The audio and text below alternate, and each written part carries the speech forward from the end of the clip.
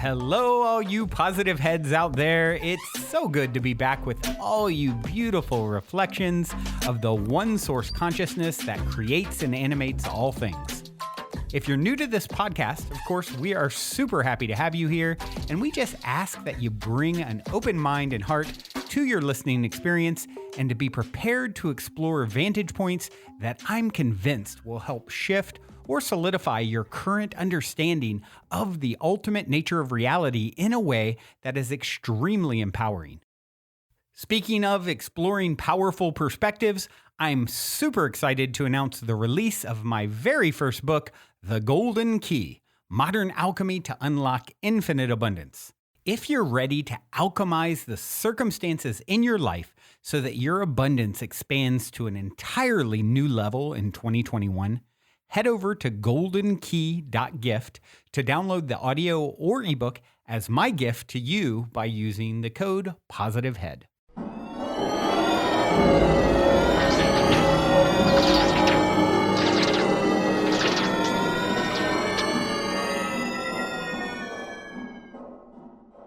All right, all you positive heads. On this week's powwow episode, I'm very excited to have Lee Harris here with me on the show. Lee is a passionate teacher, channeler, and healer that reaches hundreds of thousands of people every month with his highly popular online monthly energy updates and via his various inspiring retreats he regularly hosts around the globe. After getting the chance to connect with Lee myself in person recently at the Conscious Media Festival in Austin, Texas, I completely understand why he has a 3-month-long waiting list for his one-on-one sessions also, because as I'm sure you'll all see and come to the same conclusion after hearing him here today, Lee truly is the real deal and carries himself with so much grace and humility for someone who has so much wisdom to share. Hey there, Lee. Welcome to the show, my friend.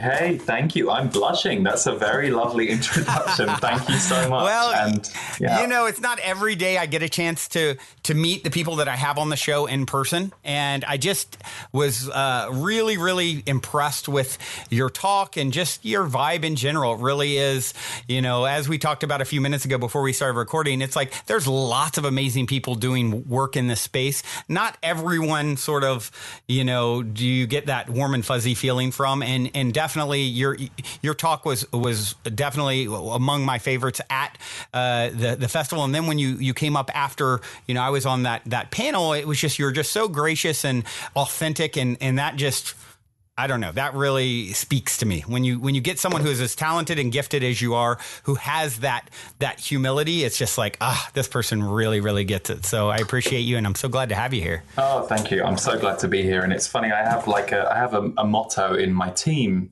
because I've been employing different creatives over the years, and having worked a lot creatively before I went into spirituality.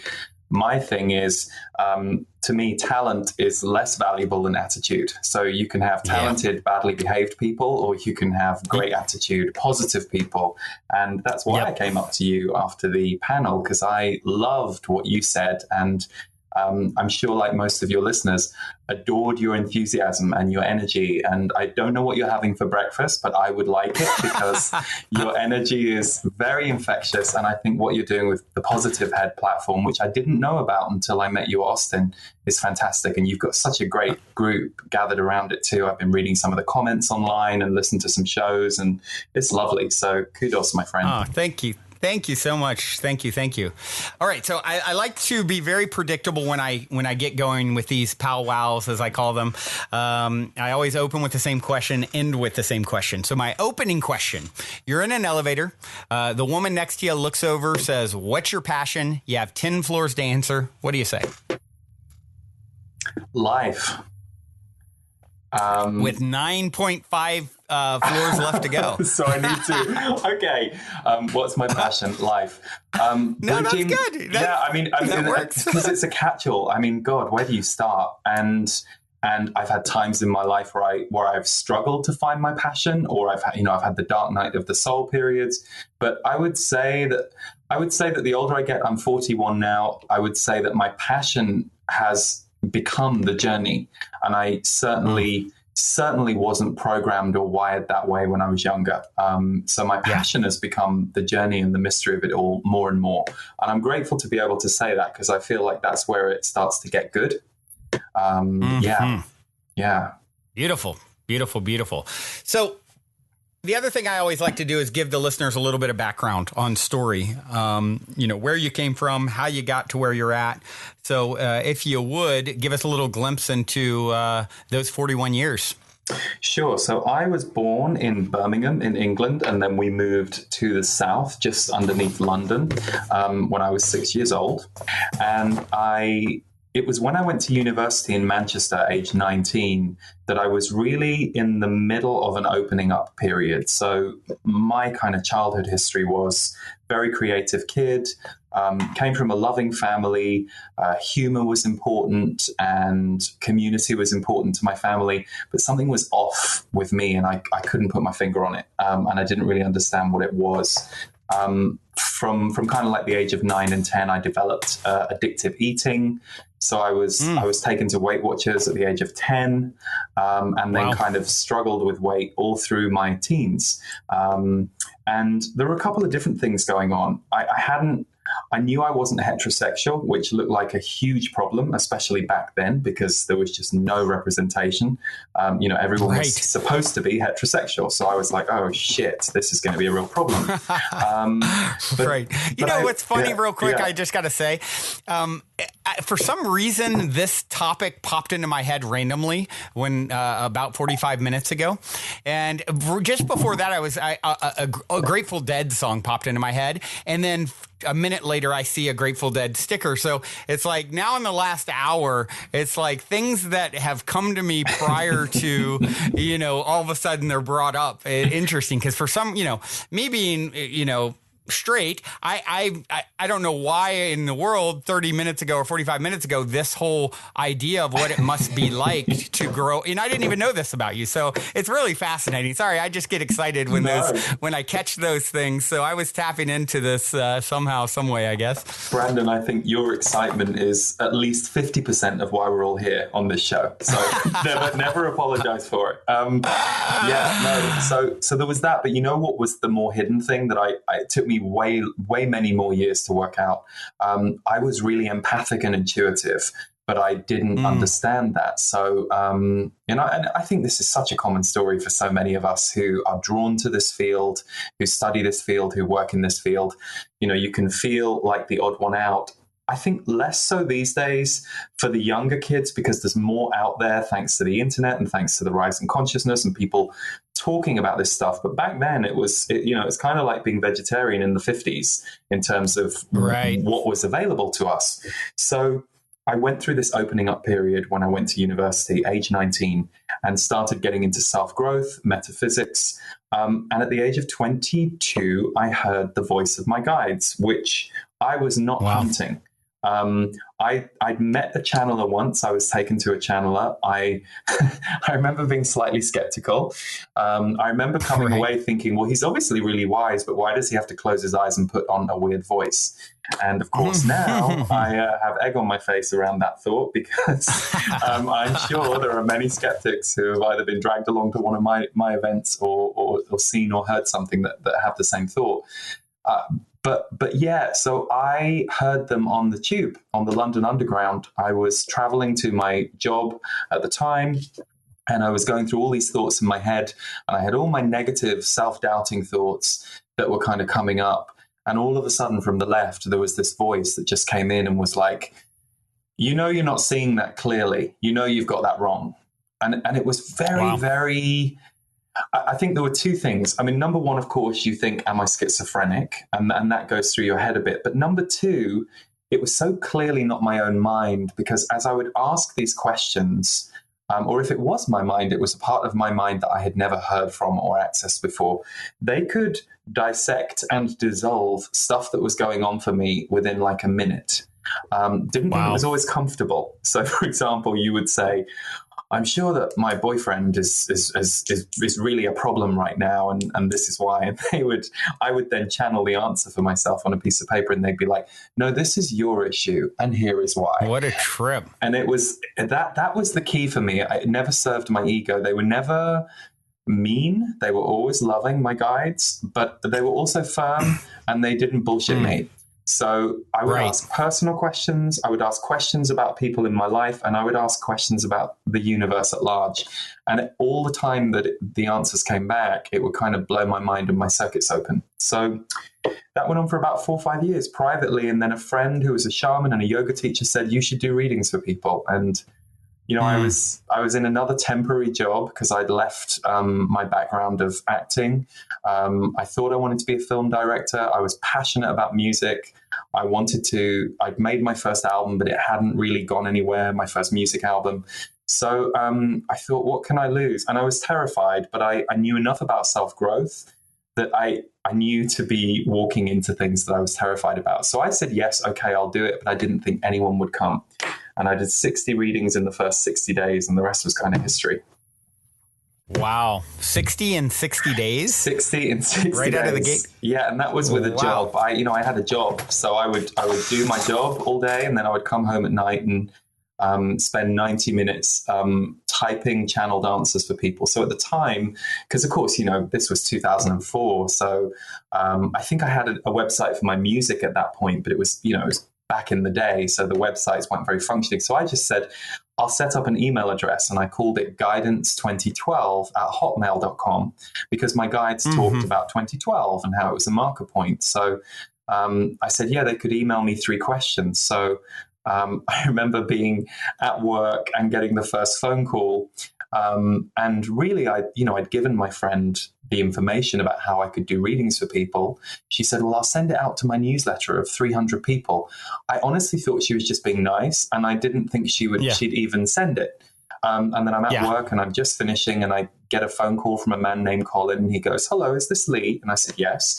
He said, I got your number from Julie, and she said you can do readings. And so inside I was literally crapping myself, and outside I was going, okay, I was being professional, and I went, okay, Colin, yep, you just I just need your 3 questions, and then I'll get back to you. So and I did it as a donation thing, so there was also no risk to people. I mean, I think I always advise people to do that. If you're starting at the beginning and you're Great an apprentice, advice.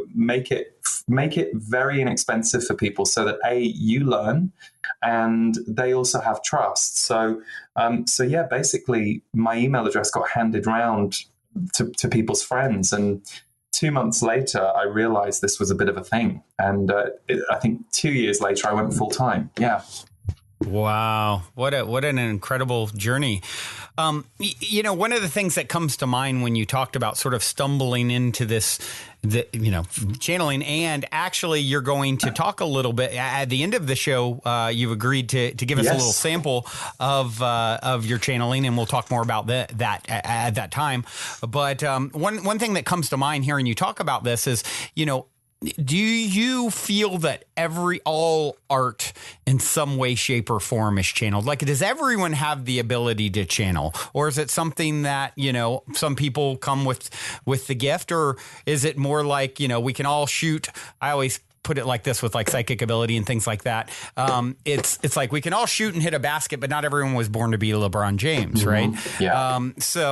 But then you've heard, I can't remember if it was Beethoven or Bach or some great musician said, this just comes through me. I'm just sort of the receiver of this music. And so I often have thought about this, and I'm curious what your opinion is on, how readily accessible the channeling phenomenon is, and are people doing it unbeknownst to them when they're tapping into that creative inspiration? Definitely. I mean, it's interesting. I only started writing songs at the age of 21 because I started hearing these songs in my head, and I didn't know how to play an instrument. So I picked up guitar just enough to get the chords so that I could create these songs. And it was a year later that I heard my guides. So to me, there was something auditory around channeling that was happening to me at a very key time in my life. I absolutely believe we all have the ability. I'm sure I have the ability to be a heart surgeon if I studied long enough, but that doesn't mean I'm going to be. You know what I mean? So, but one thing, I tell you what I do think. I believe that if you're curious about something, and this is for all the listeners, can I do this? Then yes is the answer, because the very fact that you're even looking at it. And so what I actually do in a lot of my workshops is I get everybody to channel right there and then. I usually give people a notebook, some kind of special notebook when they come to our events.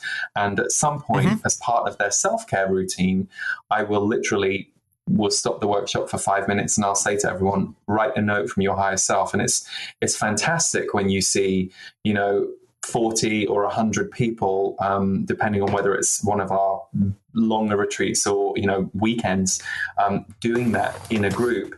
And it's mind blowing that nobody can't do it. And that's always the interesting thing. It's like, you can do it. If you sit there and write a message from your higher self, you will get something. Now, some people might hear it as a guide. Some people might just feel it's their higher self. Some people might feel it's God. None of the source stuff really matters, but we all have the ability to essentially go above our own minds and get more of an overview and more of a higher perspective come through. We just don't do it. So it kind of happened to me, but I think there was a contract. I totally wanted to do a different career, and look where I ended up. So I kind of believe that for me, there was a destiny at work. And I do believe that the use of a channeler is not necessarily that other people should ever give their power away. To me, what a channeler stands for in this society is reminding people that this comes through all of us. And also the frequency of being with someone who channels or someone who is intuitively open can help you open if you choose to align with it. So, I do wonder about the fact that I went to see a channeler a year or so before it happened to me. And I'm not saying that happens to everyone, but I know for Esther Hicks, it was similar. She got taken to see Sheila Gillette and Theo. The guy I saw is not public. I've heard about that. And I also hear of people who come to the workshops with me. They get into more of an intuitive or a channeled state because we're sharing that energy field, and I'm encouraging them to open to it. Yeah. And it's really interesting for me. It's like, I always talk about this because I know some people maybe are skeptical about the whole process. And I always say, look, I don't know that it'd be any weirder if someone's channeling or not channeling or claiming to channel. The way I always put it is like, it really is. I care less about that than I do about the content. I don't know that it'd be any more strange if some other, non-physical entity is coming through their physical vessel than the fact that they're coming through their physical vessel, right? Yeah. And at the end of the day, what is the content that's being delivered? And what's interesting, I find, Lee, is that a lot of the supposed channeled material is some of the most incredible, inspired stuff, information that I've come across. You mentioned Sheila Gillette. She was actually on the show maybe a year ago. But Abraham, Esther Hicks is among my favorite teachers, if not probably my favorite teacher, as far as what I share clips on the show pretty regularly on my daily episodes. And I just absolutely love, Esther and Abraham. And, another one of a book that I'll read from and choose a random chapter from time to time is Oneness by Rasha. And I'm not sure if you're familiar with that one. I've never read it, but I have it. It's so good. Right. I have this habit the way I view it to me and not reading them. It's kind of funny, but yeah. That one's great. I kind of view it as I always put it's kind of like the guidebook for ascension. It's sort of like, okay, here's there's certain things on this path to raising our collective vibration that we can sort of count on as a symptom, if you will, of the process. And of course, there's unique elements as well. But that's sort of how the book is written is, okay, here's what's happening. Here's what you can expect. Here's some of the things you're going to go through. And I just love it for that reason. One other book that comes to mind is Return of the Bird Tribes by Ken Carey. I absolutely love that book. And so there's just so much content that is, supposedly channeled, that's just incredible. And I think that says a lot to the whole concept. But here's the funniest thing is there are books out there that were channeled that they do not tell you are channeled. And one of the things that I have understood about standing as a public channeler, which believe me, you don't want to do, like it always it kind of makes me laugh when people, well, put it this way. The last thing I wanted to do was have my voice, my face, and my identity, if you like, hijacked as a channeler, because I was a singer-songwriter, and that I understood. I understood the medicine that I created through music and how it had a personal alignment. But if you think that anybody really wants to be a public channeler, then it's a very weak argument, because it's not an easy thing to have to explain. And having been the overweight kid and then having to come out as gay, you don't need a third thing. So you're like, I'm good. I'm good on the challenges. Exactly. Thank you. It's like, oh, really? Now this? But what I will say is this: two things. Number one, it really helped on a personal level. It helps you overcome the fear of how you're seen, which was a big one for me, especially given I felt protective around that because of my earlier years. But secondly, a lot of the criticism, it feels very old religious persecution of mystics to me. And whenever, it's always so funny, it's like people get mad. You'll see these same comments on social media, whether it's under Esther's video or anybody. People get mad about the fact that they always make it about money. They're always like, oh, she's making a fortune off this and she's conning people. And I'm like, you know what? If you've got enough of a brain that you can be a channeler, you could go and be a top businessman on Wall Street and have millions of dollars without all the stigma or the hassle. So, so I don't have any patience for that argument. Having seen it for 14 years, I'm always happy to talk to somebody who's skeptical, and help them see that it's okay to be skeptical, but to be judgmental and damning is misinformed. Big difference. Healthy skepticism, I'm all for. When you get into the whole judgmental thing, it's like, okay, there's not really a whole lot more to talk about here. And of course, we're always going to see that sort of thing. The good news is, and you can probably speak to this better than anyone, I imagine in that 14 years, you've seen quite, the unfolding of people, being more open-minded. Definitely. I mean, I really think the internet is incredible. Now, if you could have told me back in 2006 when I put my first videos and stuff, actually, I think the first video was probably 2007 and I was terrified. But I didn't even see Esther Hicks until I'd been a channeler for 3 years. But thanks to the internet, well, I've been a public channeler, I should say, for 3 years. I've been channeling longer. And I was blown away when I heard and saw Abraham, because trust me, in the channeling world, I'd seen a hell of a lot of all over the place stuff. I'd seen some really good stuff. I'd seen some really out there stuff. I didn't resonate with a lot of it. And I did find people's obsession with which dimensions things came from quite foreign to me. You, I couldn't care less whether someone was channeling a chicken or someone from, planet Sirius, provided the information and the effect of the information is useful. That's all I cared about. So I really, when I went into the channeling world, I met a whole group of people that I didn't personally connect with or resonate with, even though I could resonate with them human to human, but the way they saw channeling was very different to the way I saw it. So I loved how grounded Esther was when I saw her. And that was thanks to the internet, because I think the internet has changed the field for everyone. And you just look at how much there is on mindfulness, on emotional intelligence and awareness, self-care. These things were terms that were coming through those of us that channeled, but they weren't really out there in a very grounded 3D world way. And I think that's what's required. The fact that we're in this period of time where consciousness is becoming very grounded into the mainstream, that's the only way it was really going to happen. It wasn't that the mainstream were all going to suddenly want the ninth dimension. It was more, okay, well, how do the 5D realities play into people's everyday lives? How can you let people, like anything, experience it? We can talk about it, but if you talk about it, only the people who resonate with what's being talked about can feel it. But if someone has a physical experience where they go to yoga and suddenly they're in tears in the middle and they're like, oh my God, what the hell just happened? I was crying. Then they start to believe that there is a power in these practices. Yeah. Yeah, absolutely.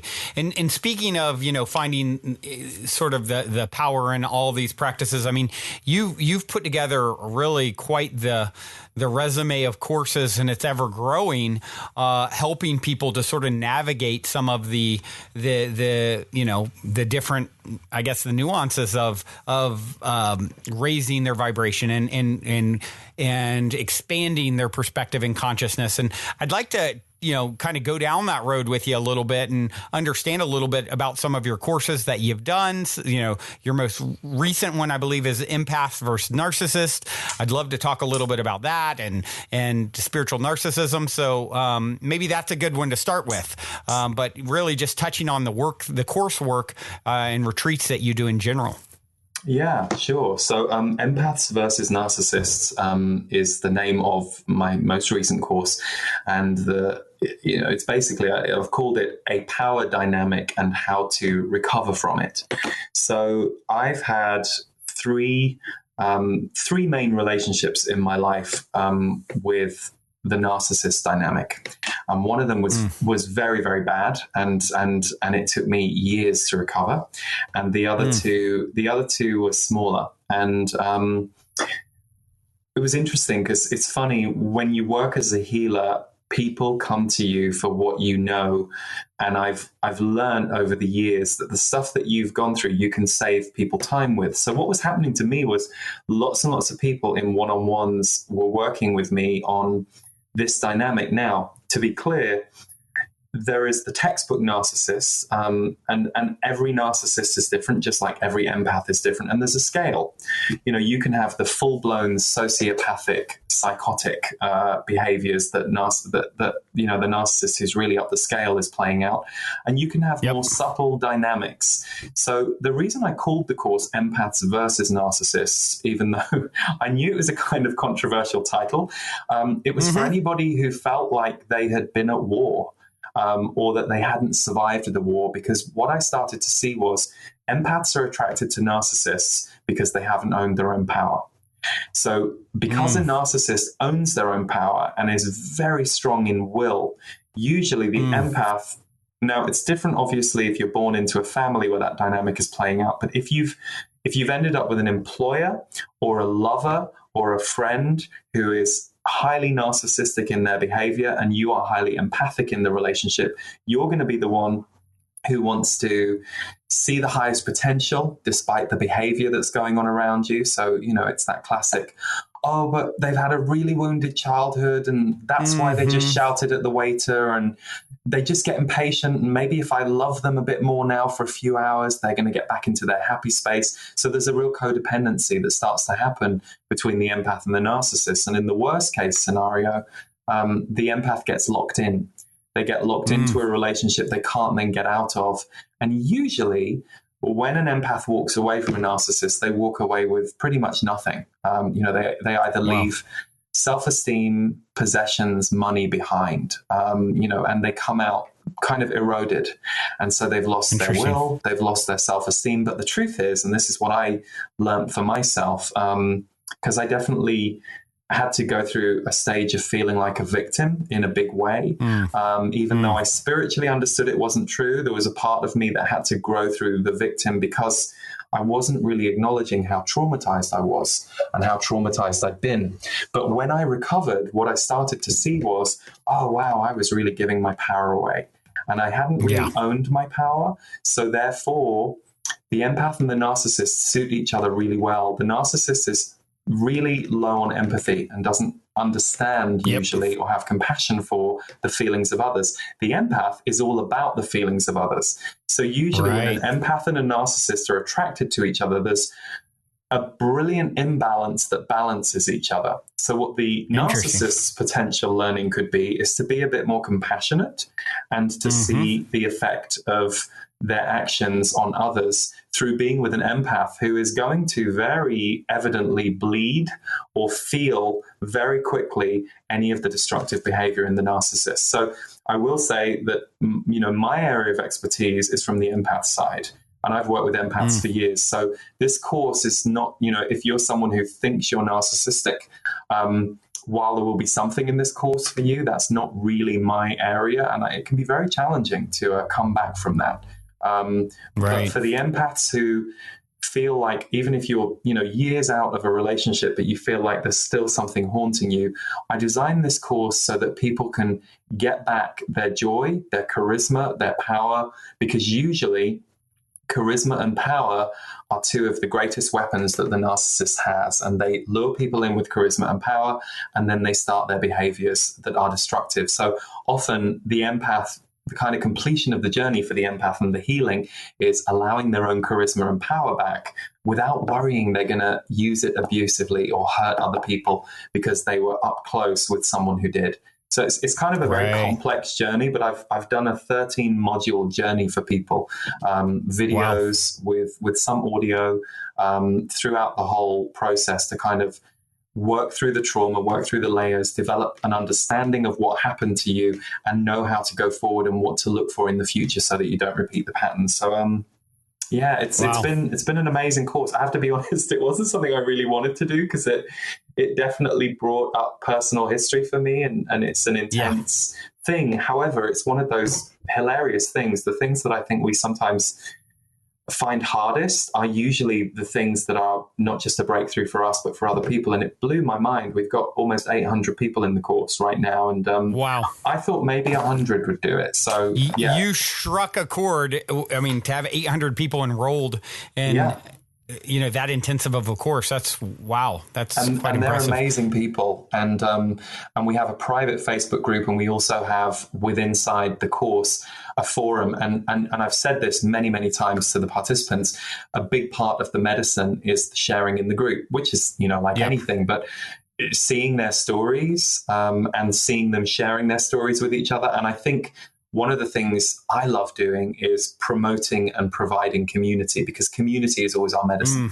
So if you can, hold a live event or a course that gets all these people together, because to watch all of them supporting and loving each other and understanding their own stories through reading and engaging with other people's, that just lights me up. Like that's always my favorite thing. It's the same at live events. I love watching people at live events fall in love with each other. They may think they're coming for me, but I know I've done my job if on the final day they've forgotten all about me and they're so in love with how wonderful they all are with it, and kind of celebrating each other, then I'm like, this is fabulous. Then I'm happy.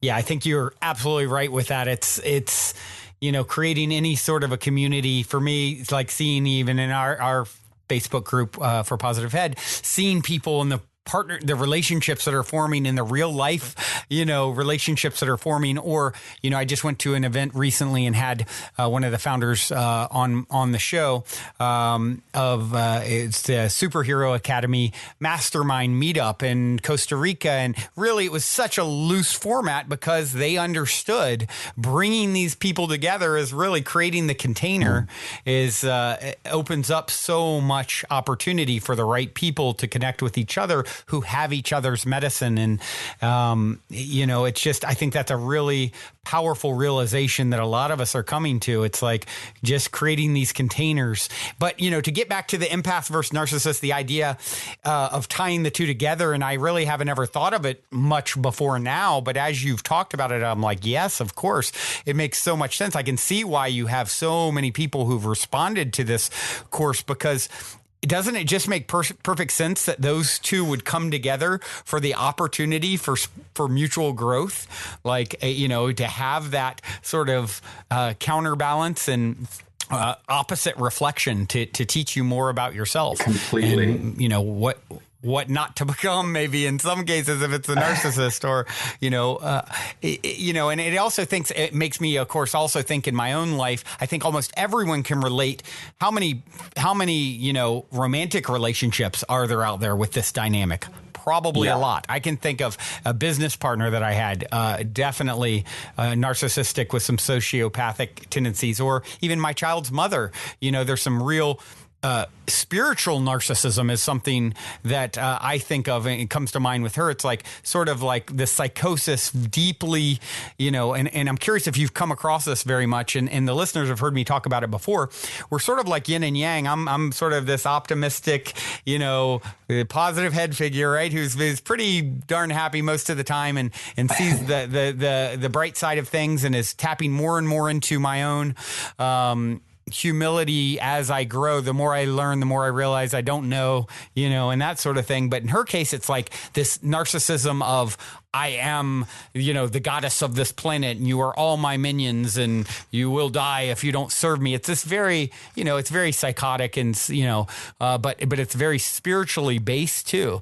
So that's a term that I've heard kind of recently, and it's stuck with me. This idea of spiritual narcissism, and people that also are battling with that realization that, they're the one, because we're all the one, and so it kind of turns into this twisted, you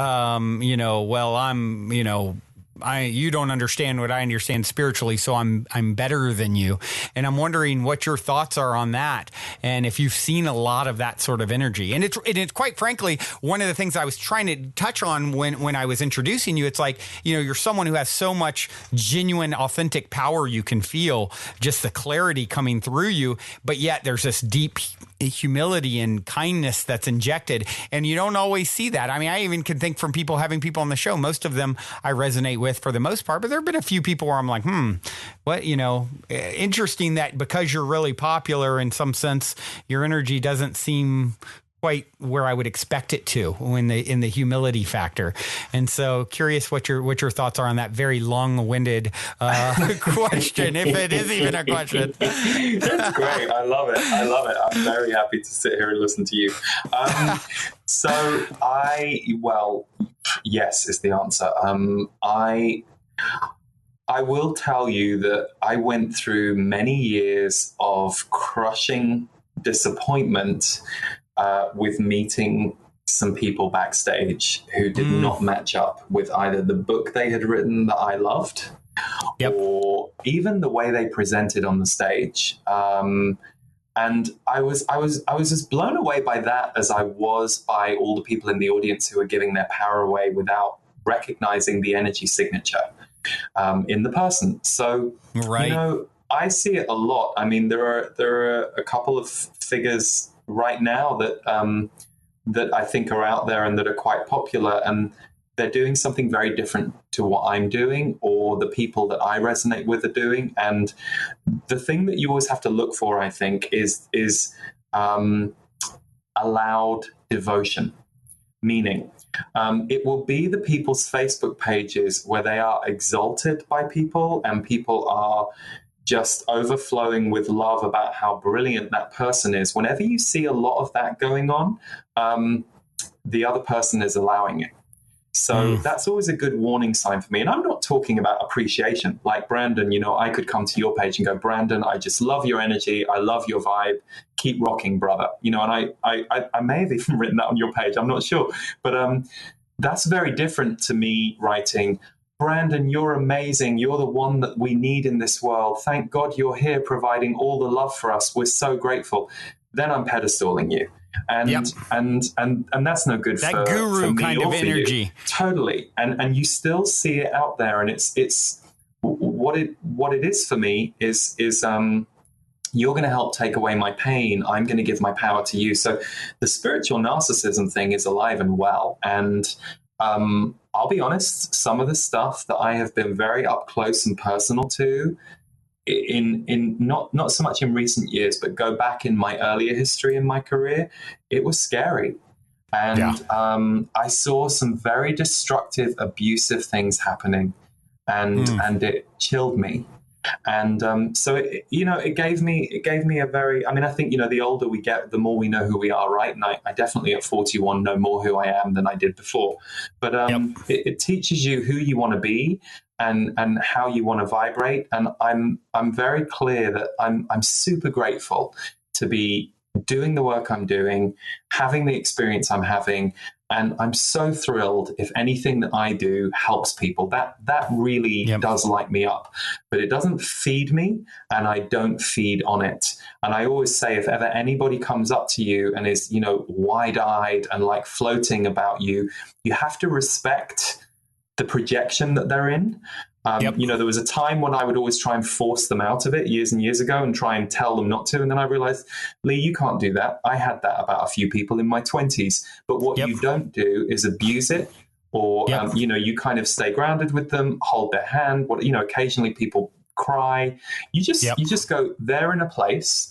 I'm a figure for them right now, and that will change. And in a few years' time on their journey, they won't feel that way about anybody, but they're attributing their own opening and giving it all to me. So I'm very, very firm about not perpetuating any myths about myself, and also not allowing people to treat me that way if they're doing it. Whereas I see a lot of other people feeding on it. Not all people, but I see a lot of people. And, the truth is, it doesn't bother me anymore because it just is what it is. It's the same as being disappointed about some of the destructive or dark stuff that you see in the world. It's like you can be disappointed about it, recoil from it, be in trauma from it, or you can go, okay, I'm over here on the left doing this thing, and that's what I can focus my energy on. So, I've kind of matured with all that stuff now, but it's a very good thing to bring up because it is a big thing. And I will say,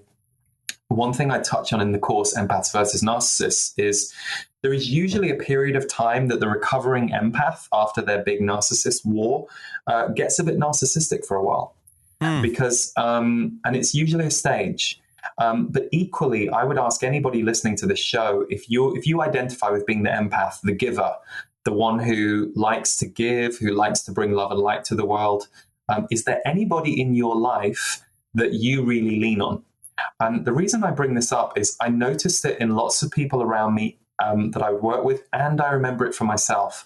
I was the kind of person who would give a lot to a large group of people in my life, and it was a bit imbalanced. And then I would have one or two people that would be like my rock.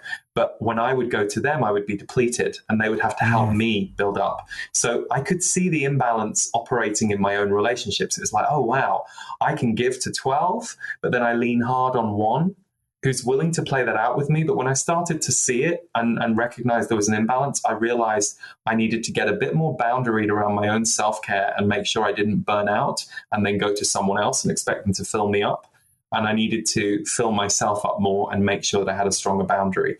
So there's a really good learning lesson in that dynamic for all of us, because we all have our narcissistic moments. The question or the difference with a narcissist is they will use, manipulate, and feed on others for their own agenda, and they won't care what destruction or hurt is caused in their wake.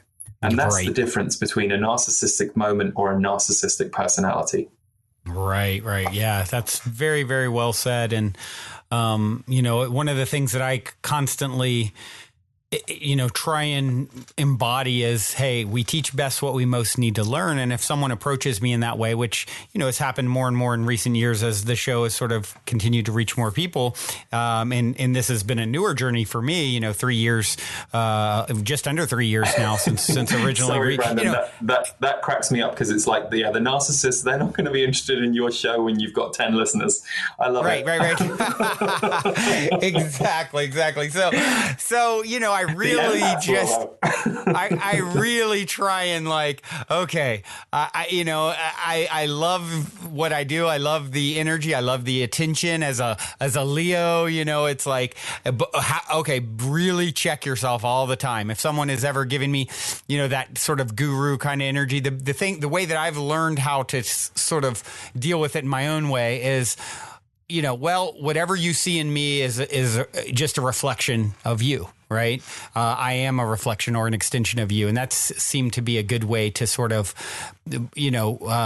ground it without sort of diminishing their experience like you talked about earlier. It's like, hey, they're I was that person at one point in time and you're playing a role and whatever. So that's sort of where I've landed with it, at least at this point, is, I'm mirroring you back to you, your own potential. So I think that's really healthy. And I love that you bring this up, because I bet you there's a whole load of people listening who are either already doing good work in the world, but they know it's going to get bigger, or wanting to step into doing work in the world. And I think that one thing that I've seen as a pattern that holds us back, and I had it too, and I've worked with lots of people, the fear of, well, if I'm more known, will it be a problem for me? Will it go to my head in a way that isn't good? And especially if you've been around the spiritual narcissists and you've seen the way that they feed on it, that can be a concern. And what I will say is, for me, there was always a fear of, will I be safe? Like, if my work grows in the world, will I be able to deal with some of the negative stuff that can come at you? And I don't mean YouTube comments. I just mean, some of those energies that are a bit more wayward, that want to attach on you or project on you and kind of. Yep. And I think what you just said, what has made it all okay for me as my work has grown, is so has my sense of purpose. And that's the difference. It's not that as the effect of my work grew, I was just sitting back there going, oh, great. Actually, my sense of the purpose of why we do the work we do, because of the effect and the service that we can give to others, that has grown for me. And I say to anybody who's on the fence about, well, will it go to my head, or will I be too scared? Or I'm like, don't worry about any of that. Just get really purposeful about your service to this work. And you will then feel completely aligned. Even if there was 1 million hysterical people outside your hotel room or whatever, provided you're clear that there's a purpose behind what you're doing and you're not doing it for, the false security of lots of people knowing you or validating you. Because if you don't feel validated about your purpose, 1 million people is not gonna, who love you, what you're doing, is not gonna solve that for you.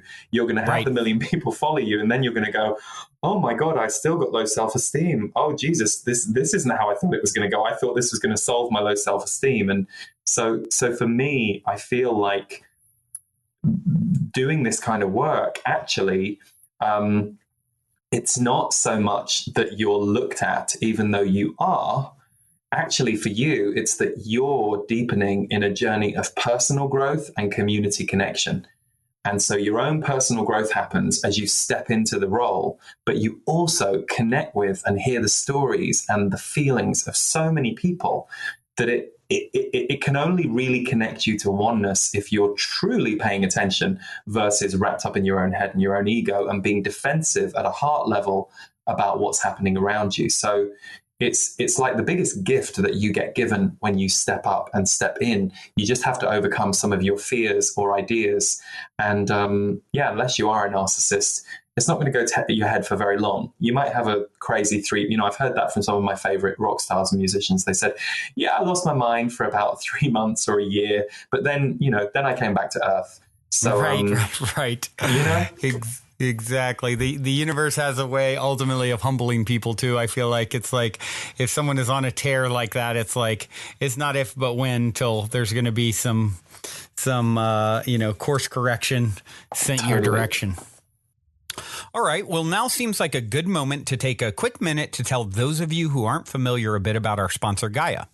I've been a big fan of Gaia for many years now, which is why they're the only content provider I've ever reached out to in regards to potentially supporting this podcast. So needless to say, I'm very excited they're now supporting the show. Gaia truly is my personal go-to source for streaming consciousness content on the web. They have an incredible 7,000 plus exclusive videos covering 5,000 years of wisdom. Just to give you an example, on the show Missing Links, the incredible researcher Greg Braden explores all the biggest questions concerning who we are, where we come from, where we're going, by connecting the missing links between science and spirituality to complete our understanding of humanity's history and to better understand the interconnectedness of all things. Awesome, right? And that's just one example. As you guys constantly hear me say, it's a daily conscious effort to maintain an elevated vibration. And if you're looking to go deep down the rabbit hole to do so, then Gaia is the best place I know of to do it, period. And you can sign up for your first month for only 99 cents at gaia.com/positivehead. That's spelled GAIA.com/positivehead. Check it out. So let's talk a little bit about your energy updates. Now, that's how I originally came across your work. Prior to us, meeting a few months back, I had seen your energy updates, which are very popular, and I'd love to hear a little bit about that process for you, and also maybe you can even give us, the current energy update that from what you're tapping into. So the process was back in 2011, I had this very clear instinct to do an annual message as a video. And I'd done annual messages for my newsletter list for a few years. I would write down, a kind of essay about what I felt was the coming annual energy. And in 2011, I just had this idea. I was like, well, what if I recorded that message as an audio, and a photographer that I know that does beautiful work had photography slides, and I commissioned my musician friend who does great ambient music to do a piece for it. And I pay the editor who I know to kind of do this video, and we'll put it up on YouTube. And I thought that, well, I knew my mailing list at the time. So I thought, maybe 20,000 people might see it in a year, maybe. And I think within the first 3 months, it had 170,000 views. And bear in mind, this was 2011. So I was kind of in disbelief that this had happened. But then the following year, I did another one for 2012, and that did 270,000 views or something. So what I realized was that I thought, well, people really want this. And I'd been doing these written monthly updates for a couple of years just to my newsletter list, and not every month. So I thought, well, I'll try one on video. So February 2012, I tried one on video, and I think 14,000 people watched it. And it was this very hilariously stiff video of me sitting there like a newscaster reading it out, because I couldn't think of anything else. So I'm like, well, I always write these, so I'll write it and then I'll sit there. And it's terrible. I mean, I'm sitting there on camera, looking off to the left, reading these sheets for the first 7 or 8 minutes. And then I spoke to the camera and just kind of said, well, I'm just going to reflect a little bit on this message and what comes to me. But I think after about 5 months, I abandoned the reading it like a newscaster and started just doing it direct to the lens. For me, the camera is the group. And this is something I always train people on. I said, never think of a camera or a microphone as a piece of technology that you're afraid of or that's going to bite you. That camera or that microphone are basically the ear or the eyes or the senses of the person that you are communicating with. And I think because I had done several thousand one-on-one readings at this point where, someone would come on the phone or the Skype to me, and without me knowing anything about them, I would speak to them about who they were for 25 minutes before they asked me questions.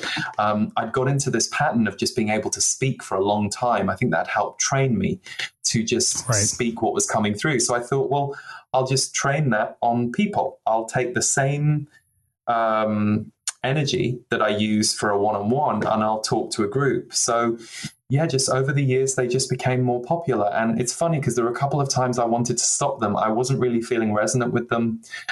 Some months I would feel okay, and I would go to do an energy update and then notice how it would affect me, because I would suddenly feel very heavy.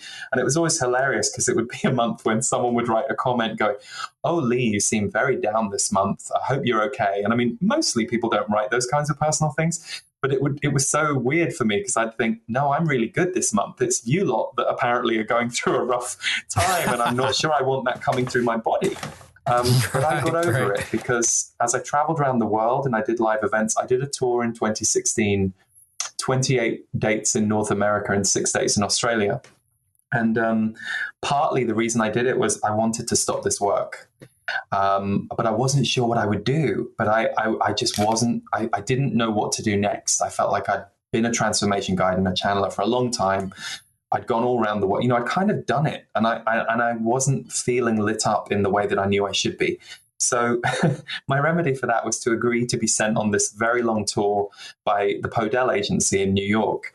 And what transformed me was I would do meet and greets at the events, unless they were like the bigger ones of 200 people. But if they were 100 people or less, I would do a meet and greet after my 2 hours on stage.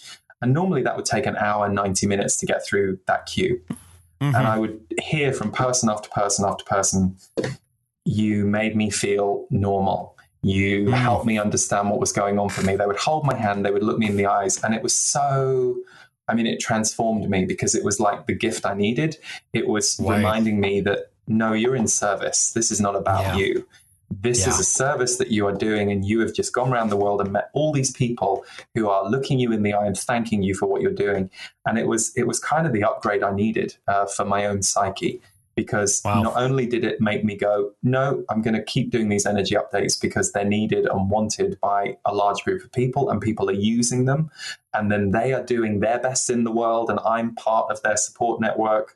So this is part of my contribution. But equally, as I went through that year, I also realized I did need to do something else. So I still do what I do, but I knew I needed to change it. I needed to start doing online courses. I also realized a lot of healers and change makers would come to me for advice. And even my contemporaries who were doing quite well, they would come to me for advice, or I would give them advice on what they could do next with the business side of what they were doing. So I'd say, why haven't you tried doing a course? And this would light me up, like helping people overcome their ideas of value, or, and I think because people would see that what I was doing was growing and working. So I realized I had a real passion about helping change makers get better at what they were doing. And that was going to become a big part of my work, which this year it really is. It was kind of the rebirth I needed. But sorry, it's a very long answer to your question about the energy updates. But what I realized is the energy updates, it's a contract between me and those that I make them for, and I'm really grateful that I didn't give it up. Yeah, I'm really grateful too. And just to, if you would give an example of sort of what your most current update entailed. And, one of the things that comes to mind, and I realize it's actually the reason I've made the connection with you, is one of my favorite interviews are, did you meet Sandra Walter? Yeah, I'm sure you probably met Sandra Walter. Oh, yeah, she's gorgeous. She's incredible. Yeah, love her. Love her. And she's the one who actually, she was on the show and then, connected me with Giselle. And that's how I ended up participating in, the Conscious Media Festival. But I was talking to her at the Conscious Media Festival, and she was talking about, as a gatekeeper and ascension guide, and she does a lot of, energy work and multidimensional work. She was talking about how she couldn't really see timelines beyond July. And this is, going back when we were at the Conscious Media Festival, whatever it was, 2 months ago or whatever. And she was saying, for the first time, I can't see beyond this date. And that's strange for me with the work that I do. And, it seems to be this recurring theme of how wild the energy is, and what a huge shift energetically is going on. So I'm curious, as someone who is, does these regular energy updates, what your thoughts are on that whole phenomenon that seems to be transpiring out there in the world, and a lot of people talking about. And then of course, what, maybe you can give us a little sampling of what are some of the themes that are now that you're tapping into.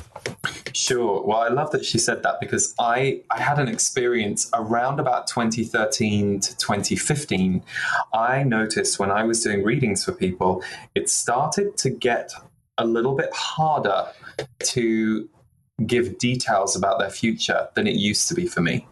And at first I thought it was because I didn't enjoy being put in a position where people might give their power away to my prediction, even though I always explained, I said, there are multiple timelines we choose. So I'm reading your timelines and your potentials based on now.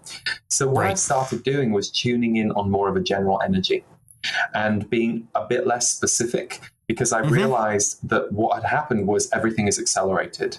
And especially if you wake up, things are more multidimensionally available to us than they ever were. And that's why many of you will experience manifestation and synchronicity at a higher level than you used to the point where it kind of becomes, it's funny because Brandon, you said to me right before we started this interview, you said, I often like to ask people about a story about synchronicity in their life. So if you have a great story about synchronicity, and I said to you, I sat there and I couldn't think of one. And I said, there have been so many, but I'm not that person who has that stock story, because it's become so normal to me that I don't even notice it anymore. But when it started, it was like a thing. It was like, oh my God, this, it's like a confirmation that you're hitting other timelines and dimensions and seeing and sensing them. So I love that she said that. What I will say to you that keeps coming up, and here's what I believe, we're all in clusters and groups. So those who resonate with my energy updates, and of course, there'll be some people who watch one a year from me and it resonates, or, then there'll be other people who are watching those updates all the time. We're messengers for our groups. And so there are going to be different things that we're all saying, but I do think they collide. And one of the big things this year is the word identity. And I mean, this has been going on since last September, really. I notice now there are longer range arcs. Go back 3-4 years ago, each energy update would be drastically different from month to month. But now there seem to be more elongated themes that run through the months. And identity and the crisis of identity that's happening on the planet and in the individual is creating a very accelerated path of healing in the individual. And I kind of see two things playing out at the moment. Well, I see many things, but I'm tuning in on what's most relevant for this show and who's listening. A lot of healers are either resigning or pivoting. So they are transitioning from what they did as an act of service and finding other ways to bring it to life. Not dissimilar to, the journey I described in 2016 that I went through, but a lot of not just healers are going through that, but just many people are like, this isn't what I thought life would be. I'm in this position that I thought I wanted, but I'm not sure about it. So essentially identity crisis from many different angles coming into people. And so the message that I'm always given is go with that.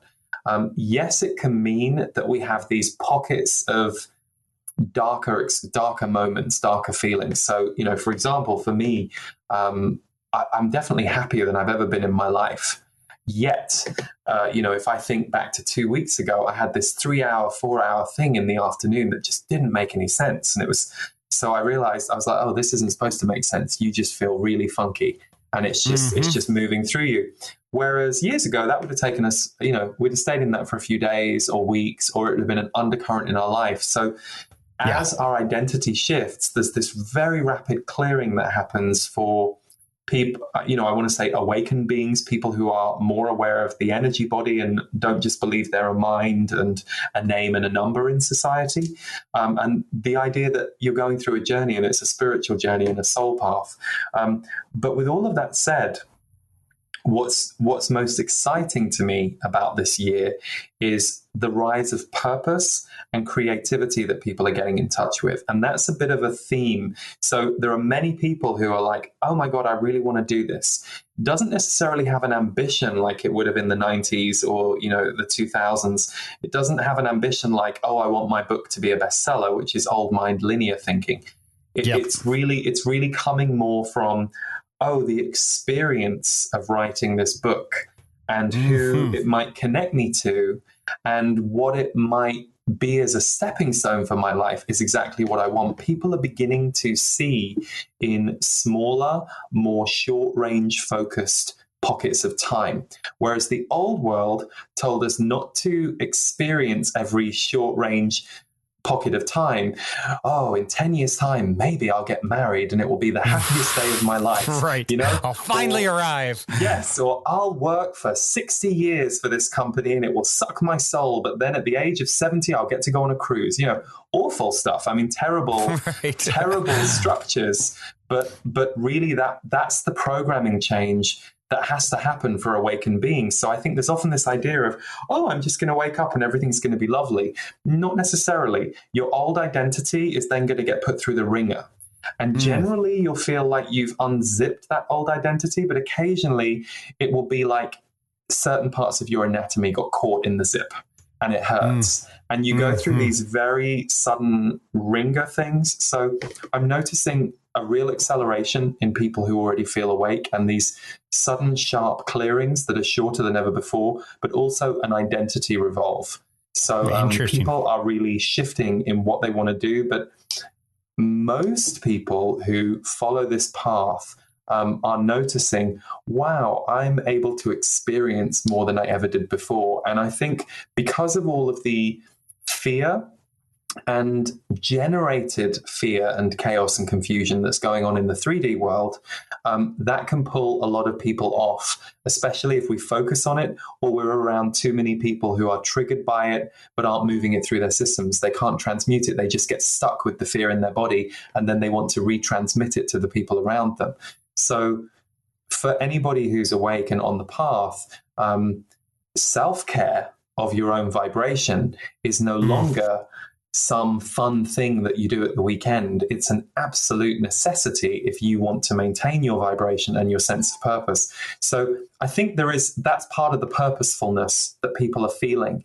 It's like, oh, all these spiritual concepts that before might have been concepts, or, oh, I loved going to Hay House weekend and had a nice 3-day immersion, and then I'm going to go back to my life and it's going to be a real contrast. That's no longer possible for many people. So people are, in very innovative ways, bringing color and soul to their lives in very purpose-driven ways. And so that's going to keep happening over the next 2 years. So if you're listening to this thinking, oh, Jesus, Lee, I don't know what you're talking about because I've never been more depressed or felt like my life is falling apart, remember that we constantly knock down a building in order to build a new one. And if your old identity was really stuck, like let's say you've just come out of a bad relationship, you were in a job that sucked your soul, you've got some things going off with your family that aren't so good, remember that, the cumulative effect of stressors is traumatic for us. So if you've got 3 things dissolving in your life right now, know that when you're through the recovery period, the size of the new building you will build will be huge. But, any builder that has just demolished 3 towers is not going to then turn around, have a quick swig of coffee and start building a new building. They're going to need to lie down for a few weeks and go, that really hurt my shoulders. And I've got a lot of dust in my lungs and I'm coughing. So I'm just going to need 3 weeks off before I start building a new building. But we don't have that same compassion or understanding. I often say to people, when we're energy sick, we can't go into work and say, oh, I just went to this huge festival for a week and it's completely changed my vibration. Can I have a week off? They'll be like, what? But you can go into a standard job and say, oh, I went to this festival and I broke my leg and I'm in a plaster cast and I'm on pain medication. Right. So, energy sick is the same thing. So I think that's also why a lot more people who are awake are realizing they can't vibrationally stay in a job or a structure or a relationship that won't allow their full energy to be there.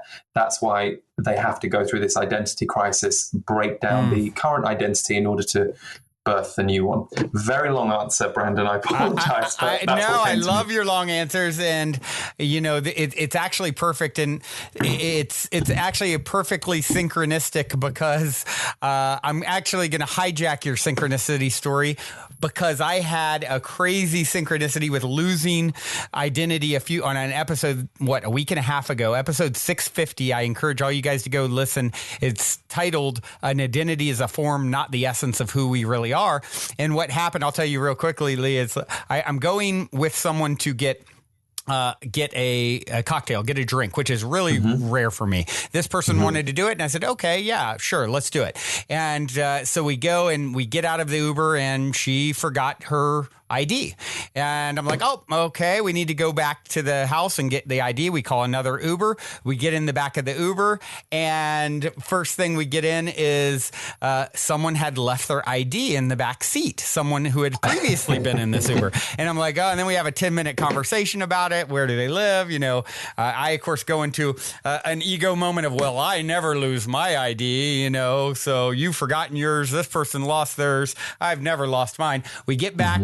We get her ID. We go back to the place, get to the bar.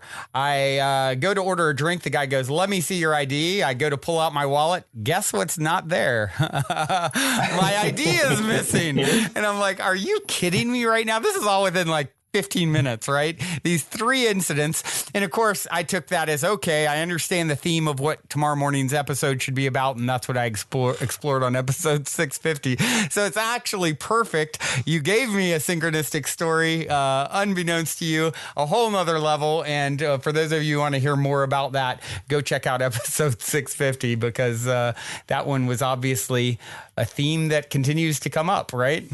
I love it. And hilariously, I just suddenly remembered my most recent synchronicity, or at least I think it was my most recent. It was 2 days ago. There's probably been more, but I was having a chat so we do these sound healing evenings, and I just got back from Santa Fe yesterday. We did a 3-day, 3-night weekend event.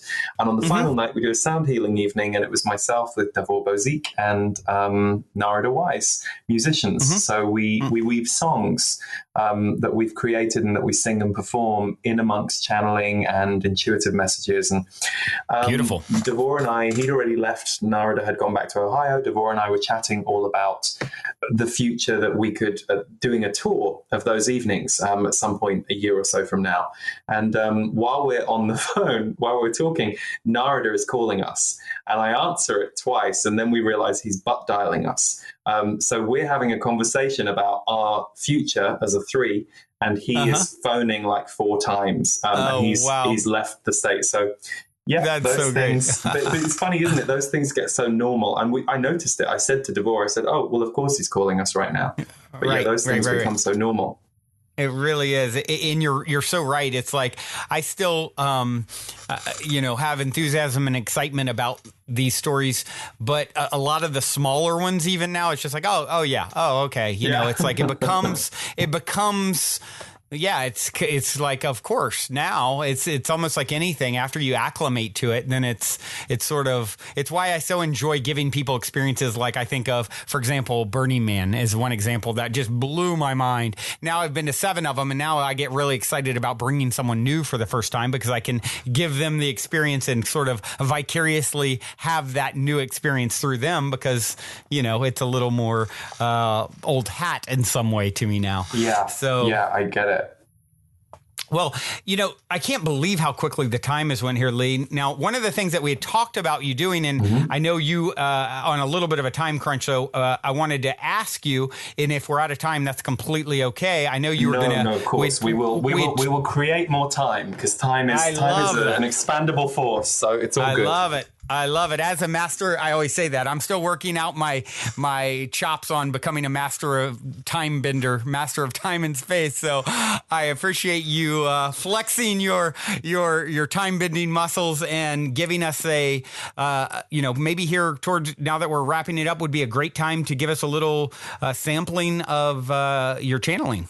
I would love to, and I would just like to say to you, you are a master of time and space, because you are creating messages for people that they are hearing in countries all over the world on completely different time zones, not at the time that you recorded them. So I would say you are actually a master of time and space in action. Thank you for that. That's my perspective of it. Thank you for that reiteration and just helping to support that idea, because it's really true. We tell these stories, and it's, as we speak, we create, right? Abracadabra. And so it's so important to start telling the stories that we want to see reflected more of. And so I appreciate you reflecting that back. And also one other thing that we didn't touch on is actually, and I don't know, maybe you're going to do this anyway, but just in case you weren't aware, we didn't really touch on who it is that, you tap into, the Z's. Maybe you can tell us a little bit about that. Totally. So when I first met them, I said, do you have a name? They said, we're a group. They said, we're a group of 88 beings that then extend wider into source. So pretty endless, but then, so is the universe. Like the more you look at the universe, the more you realize you'll never see all of it anyway. It just keeps on going. So they gave me the name Zachary, and they kind of said, we don't have names, but you can call me Zachary, because we know that humans like names. So Zachary. And then as time went on, there was a period of time where two other entities who identified as more female presented Zayadora and Zafariah. So, wow. as if becoming a public channeler wasn't enough, I wasn't exactly thrilled that then I was channeling two female entities, because of course that tweaked my worry about, oh God, what are women going to think? That, right. And understandably, are women going to be annoyed that this man is, but anyway. I got to throw out real quick that I just met a Zachary last weekend. I don't know any Zacharys that I can think of. I met a Zachary through a very synchronistic event that was really magical. And then he just messaged me today, and I've been talking with a Zachary probably for the first time that I can think of. I'm sure I've known a Zachary maybe at some point in my past, but what do you know? I've been talking with a Zachary that I just met today. So it could be my guide. What's his email address? He said I wouldn't. You can't even type it in because it's non-physical. So anyway, I call them the Z's now, because then at a certain point they rehomogenize. So there was I channeled Zafariah and Zayadora for several years, and then they got to a point where they said, we no longer need to do the differentiation thing. It was useful for a period because it highlighted something, and now the blended energy is merging again. So I just call them the Z's, and they say they are a voice of galactic source. So wow. They talk about being a consciousness library, and rather than being an archangel or an alien, they say we have connection to all the worlds. So they're very wow. Yeah, I mean, at one point I remember they said we're travelers and that we travel through the universe. So there are many different ways I can see it, and I will say that I did channel all of the kind of team for one weekend in 2007. I kind of let different energies and entities came through, and there were some angelics came through, and the angelics, that blew my mind. They did not like it here. They kept saying it's so dark here, and they didn't enjoy being in my body and seeing it. So that was very telling and not super surprising, but it was also somewhat reassuring. It reminds me of, I recently saw Oprah and RuPaul do an interview, and it was an amazing interview. And I didn't really know much about RuPaul, but he's got an incredible spiritual philosophy. And I loved it because at one point she asked him, how are you always so positive? And he says, you have to work at it, because he said to her, it's so dense on this planet. And she lit up and she went, yes, I always say that. It's so dense here. And I loved that in a mainstream interview, in a mainstream way, they were talking about that reality, because I think a lot of spiritual people do themselves a disservice by trying to pretend that isn't true.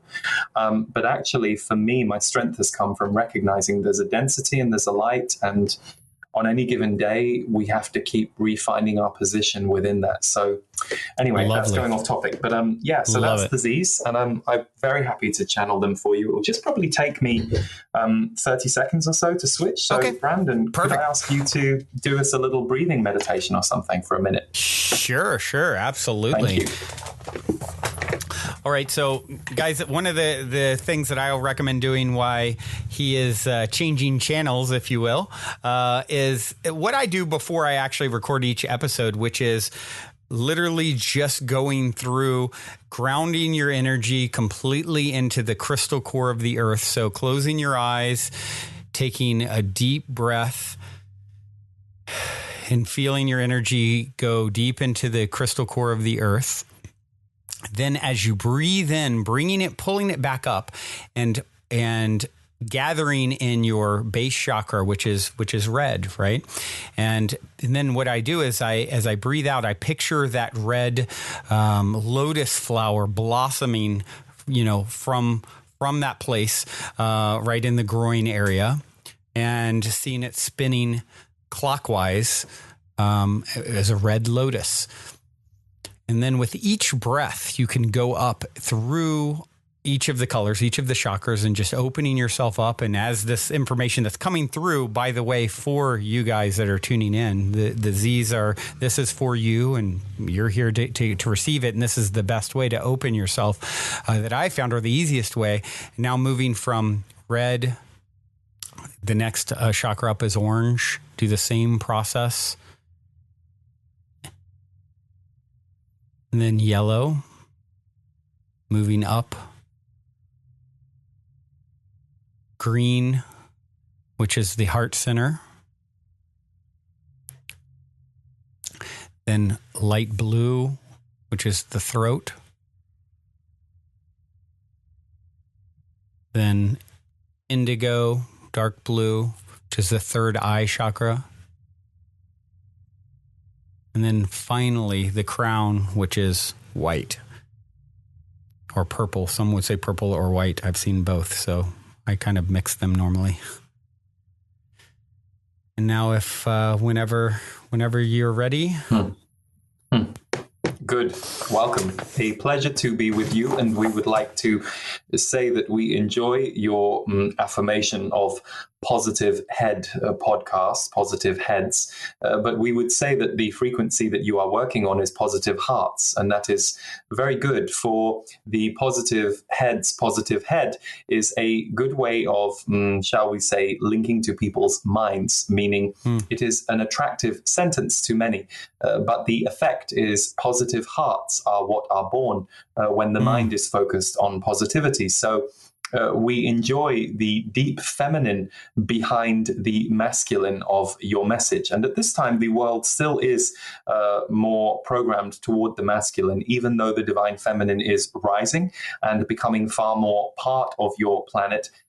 The masculine, when it has a heart energy behind it, is still the safest and most consumed way that many will walk into. So we commend you for your program and your vision and for your infectious heart. For Brandon, that is what it is that people enjoy about you. Yes, you are very wise and you are a good seer. This is something that you have long had as a facility. You are very good at seeing. You are a visionary. But what this program is doing is it is connecting you to your community and helping you understand what it is that needs to be built. So the more that you have lent into this, the more you start to take the pulse of what is desired or required by people. And the visionary in you gets excited about what he can build next. But equally for all of your listeners, you are all coming to this program for the use of it as a wellspring of energy that you then convert in your own bodies. And some of you take this out into the world and you feel not only the community energy here, but what we would call the high astral energy. For there is a galactic energy that runs through this program that connects all to what we would call the heart of the universe, which is very different to the heart of the earth and the heart of humanity. The heart of the earth and the heart of humanity are far more dense than the heart of the universe. The heart of the universe is very telepathic in nature, whereas the heart of the earth and the heart of humanity is very emotional in nature. So it is no surprise that your internet, which we see as telepathy in 3D, is the thing that has brought a great rise of heart consciousness and oneness to your planet, even if what it is also revealing is the division that exists. So what we would say is many of you come away from your computers from time to time, learning about the rest of the world, and you feel despair. But you should not feel despair, for the mirror has never been as clear on the planet for you to see everything that exists. It is not that your world has got worse. It is that you couldn't see it before. You could only see more localized areas or areas that were beamed to you by the choice of what you might call your media moguls. Now the media is in the hands of the people. So your internet is a precious tool that all of you manifested and co-created to bring telepathic and multidimensional connection to each other fast to this world. So it is a lot for your nervous systems. That is the one thing we would remind you, that part of the reason self-care is so high at the moment is, as well as planetary shifts, you also have the rapid rise of stimulation and knowledge that not many of you have been used to, certainly not in this lifetime, and certainly not in a physical body in this way. So we commend you for the messages that you are bringing, and we also commend those of you who are listening to these messages and using them as fuel for your own.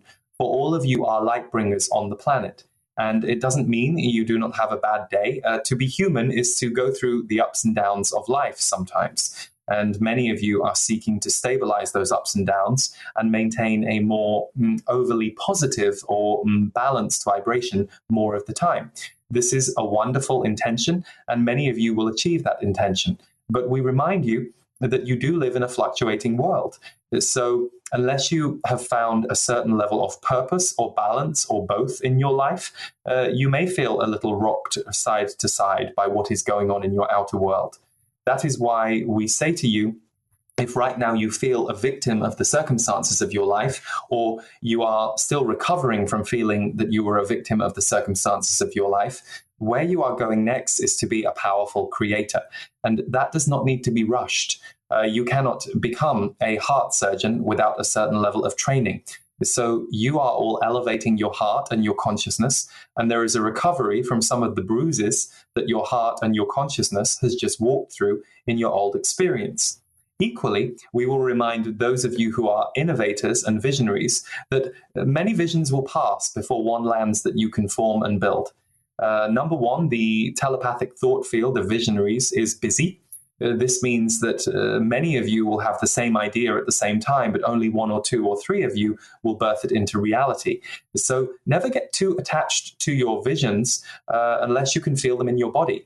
For your body is going to show you the willingness of a vision that you are having to connect. For example, you may have a strong vision that you feel you have to create something, but you pay no attention to the fact that for 18 months, it has been nothing but a slamming door in your face after slamming door in your face as you try to create that vision.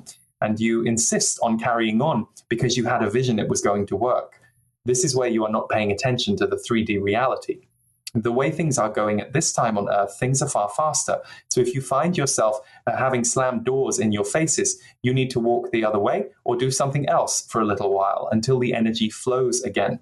Meaning, most of you who are visionaries will have 8 visions to every one that you will create. But what you will get more adept at is recognizing where you can serve humanity with your visions and where there is an opening for those visions to be received. So we would say, if you make nothing else an intention for this coming year, ask yourself, what vision would I most like to create in my life? And trust that it can come. So sit with that for a second. Some of you may have a benevolent vision or service in mind. It may be very purpose or mission driven. Others may just wish for a loving relationship to appear in their life.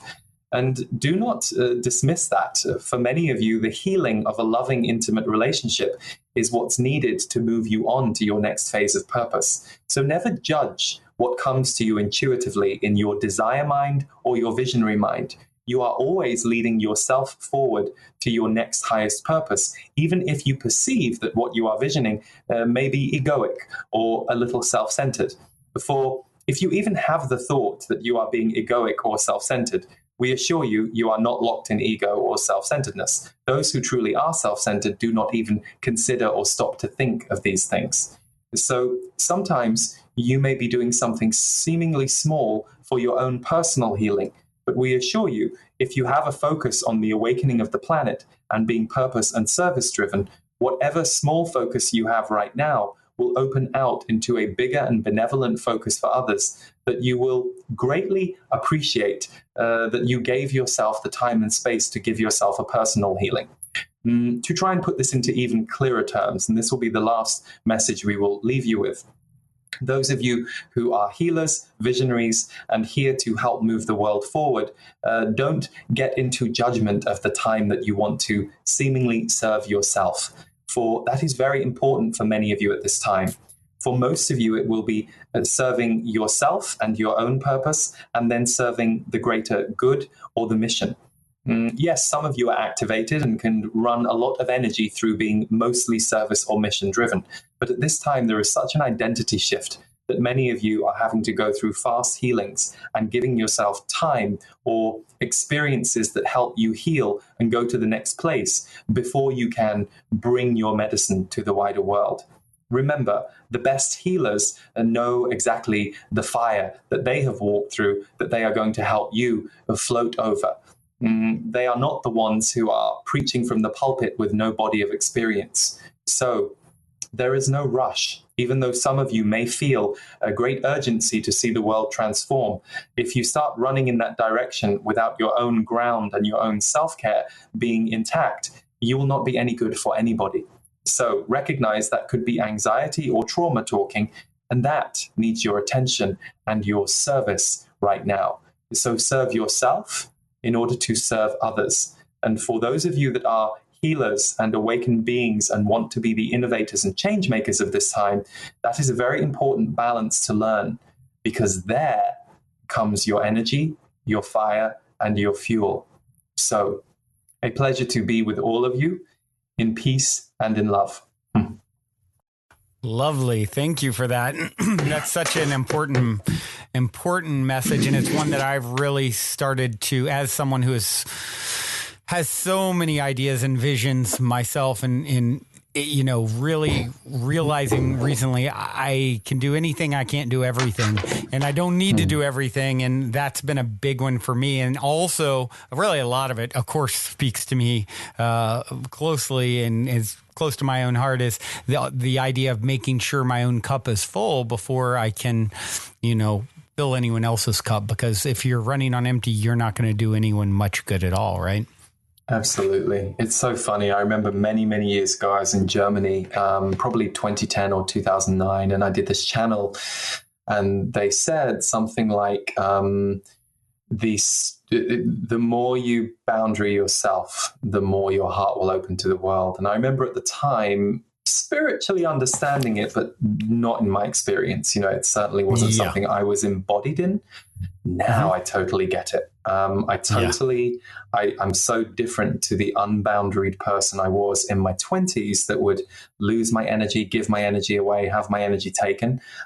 Now I'm really clear that I have a mission, and that mission is not just, the work I do in the world, but it's also being sure that I'm able to be good for my husband, my family, my friends, being there for them. And I can only be there for them and my mission if I'm there for myself. So it's a slow learning, or it was in my case. I think people nowadays are getting it quicker because there are so many more teachings and resources around that. So it's so important, though, because I can certainly say in my life, everything has become more amplified, including my ability to give to more people. But if you'd have told me that years ago, I don't know how well I would have taken it. I'd have thought, hold back, have a boundary, really? Right. And it's like, really, just, really learn to feel energy and learn when it's appropriate to step in and when it's appropriate to stay stepped back. And that was key for me. Yeah, it really goes along with the whole idea of working smarter, not harder, too. I feel. Yes, I'm with you there. Yeah.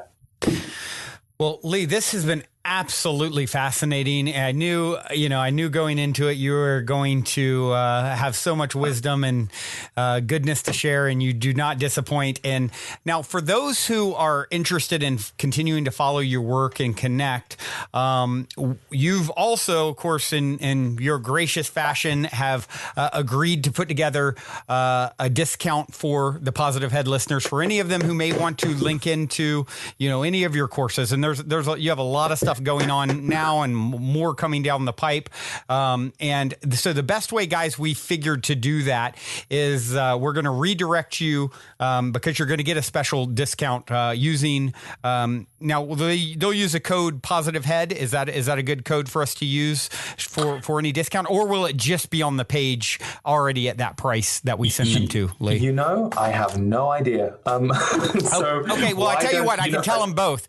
Yeah, I can tell them both. They can just go to positivehead.com/Lee, Lee Harris. That's LeeHarris. And you'll go to, all the offerings that Lee is going to give to you guys, from, in-person retreats to online courses like the Rebirth course, or, some of the, you have so much different good, juicy stuff. You guys will, that will be put together for you with the discount, and it'll either be there automatically, or there will be, if there's a coupon code option when you're checking out, put in positive head, all one word. And before this is released, I'm sure, Lee, you can make sure that is set up. But either way, you'll get it. So I think if you go to the page, that's the safest bet. The reason I say that is you and I only discussed this not long before the show, and we've just changed websites. So I'm not sure whether it's going to be that we will serve you through that page, or whether or not we'll have a coupon. But if you go to the page that Brandon just gave you, we will make sure it's super clear for you there. Excellent. Yeah. So once again, guys, that's positivehead.com/Lee Harris. If there is a coupon code, use positive head, all one word. And Lee, really, really appreciate your willingness to give, a discount to the P heads, as I affectionately refer to them as. I know they appreciate it. And I have no doubt that there will be quite a few who are interested in tuning in further, because you are infectious with your energy and your teachings. And I just so appreciate you, and look forward to connecting with you in 3D again as well, hopefully sometime in the future. I would love that. And thank you so much for having me on. I love you and your show and your community. And I always, having done a lot of interviews over the years, I always feel that there is a vibrational field that is very much the signature of the host and their listeners. And it's been a complete pleasure to be in the field of this one. And thank you so much for having me on, and all of you who are listening, and good luck with all you're doing, everybody, because you are needed, and now is your time. So if ever you're having a doubt about whether you're needed in the world, Aziz said this over and over again last year to all of us. You are needed, and now is your time. So if you remember nothing else from this call, please take that with you. Yes. And you are hearing those words, which means that message is for you, right? Absolutely. And you wouldn't be tuning in if it wasn't. I do have one last 60-second or less question for you, Lee. 60 seconds. What is the meaning of life according to Lee Harris? The meaning of life is to live and love and experience the universe in whatever ways you can, while connecting with others, nature, and the elemental forces of life. Beautiful. Thank you, Lee. You are such an inspiration, my friend. And until next time, journey well. Thank you, Brandon. Big love, brother. Big love right back at you. Also, before we sign off, I wanted to remind you to download the Golden Key audio or ebook as my free gift to you at goldenkey.gift using the Golden Key code POSITIVEHEAD. And please, if you enjoy my gift, leave a positive review on Amazon so others can find the book and unlock their lives with the help of the Golden Key as well.